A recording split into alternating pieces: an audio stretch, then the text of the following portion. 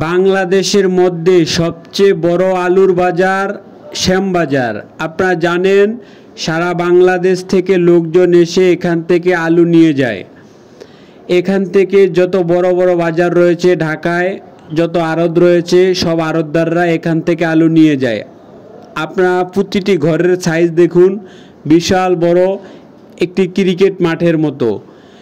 এই ঘরের মধ্যে শুধু আলু আর আলু, আপনার যেদিকে চোখ যাবে শুধু আলু আর আলু। এখন বিক্রি হচ্ছে, আপনারা দেখতে পাচ্ছেন আলু। সকালবেলা বিশাল স্টেডিয়ামের মতো জায়গা, এখানে ওখানে শুধু আলু আর আলু। আজ জানাবো এই বাজারে আলু কত করে বিক্রয় হয়। আপনারা দেখতে পাচ্ছেন কোলেস্টেরলের আলু রয়েছে।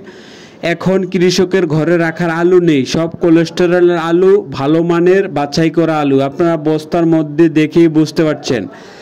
আজ এই শ্যামবাজার আলু বিক্রয় হয়েছে 13 টাকা করে। 13 টাকা পাইকারি দরে বিক্রয় হয়েছে আলু।